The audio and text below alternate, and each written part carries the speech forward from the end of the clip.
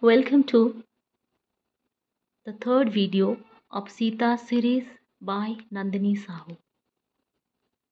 In this video, I would recite the Canto 2 of my long narrative poem, Sita, a Poem, while making comments about my text Sita as a part of academic poetry. Making arguments and inventing metaphors are the two distinct activities of the human mind. Neither theory is poetic speculation, nor poetry is completely abstract syllogism. However, in the contemporary culture of distraction, this long standing space between theory and poetry is definitely thinning down. After all, a contemporary poet doesn't live in a world totally out of touch with the currents of the ideas and the information that keep penetrating and invading the most intimate and private self of the poet. In such a scenario of intellectual ferment and information explosion, poetry is far from being simply an intuitive response to immediate living reality of a poet. Also, in some measure, poetry tends to be a response to contemporary theory or theories. This poetry theory symbiosis generates a discourse in which the virtual and the real, the abstract and the concrete, the theory and the practice are interlocked in a dialectical manner. The shadow of theory looms large over contemporary Indian poetry in English, and at times it becomes so important to brush aside theory from poetry, and both of them become conscious presence in the mind of a poet. Since most of the contemporary practitioners of this poetry happen to be university teachers and academicians, and they live in the hub of critical theory emanating primarily from the sophisticated first world, teaching theory in the classroom and writing poetry in their study do no longer remain two mutually incompatibly and exclusive activities. In such a scenario, I have often got this question from my interviewers: is Nandini, the maker of Sita, a poem, a poet of her community, or is she the poet of the institution and the university? There is another larger question: has university dislodged the community as the site of poetry?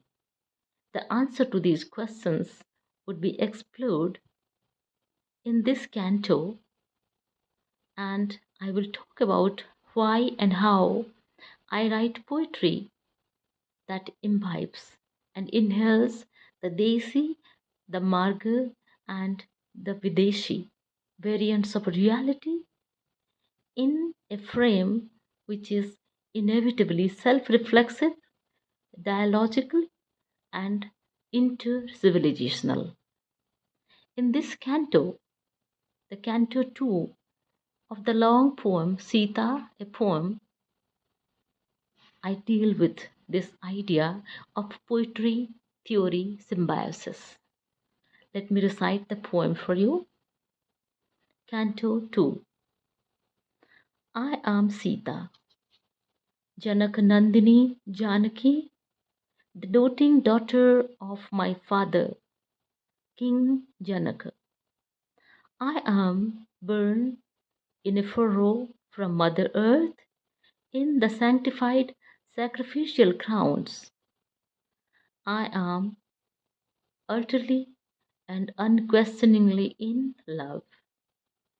I am the resolute, enthralling wife of Lord Ram.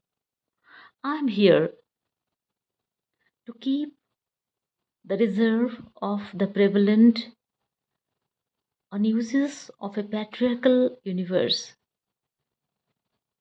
Sitaya Charitam Mahat, this terra of a reverberant and talismanic phrase they have put as my crown.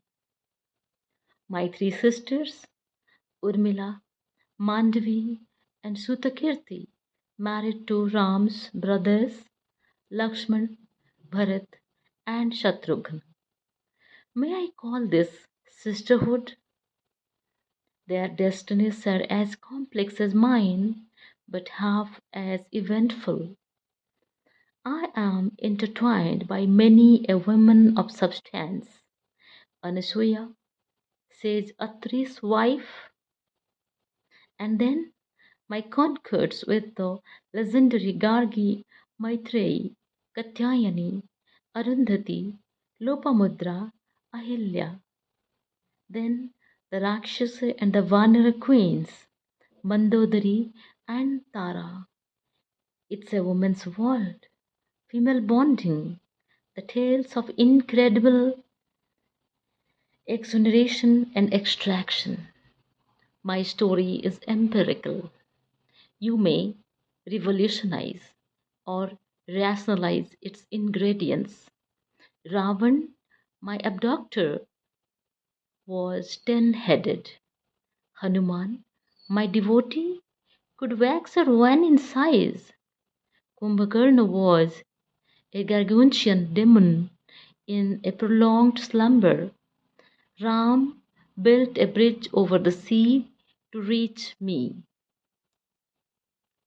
Don't ask, is it possible? Don't question the uncanny exploits. Don't raise eyebrows. What is momentous in my story is the Sita-ness of Sita, the Pativrata, the holy, fair, and the chaste woman, the force and grace that emanates from my character with equivalent rationalization, in spite of the seeming metamorphosis. I have seen many lives in one life. Necromancy, the blackest of all the black arts, played a trick in my epic action. The magic deer, the Maya Sita, the demons, the snake dars. But necromancy has never been the ultimate factor in my hurt, indignant fate. It is rather the love and the chastisement which have time and again pushed me to square one. In my epic recital, the essential apprehension is to fathom Ram, my human and humane husband, my Lord.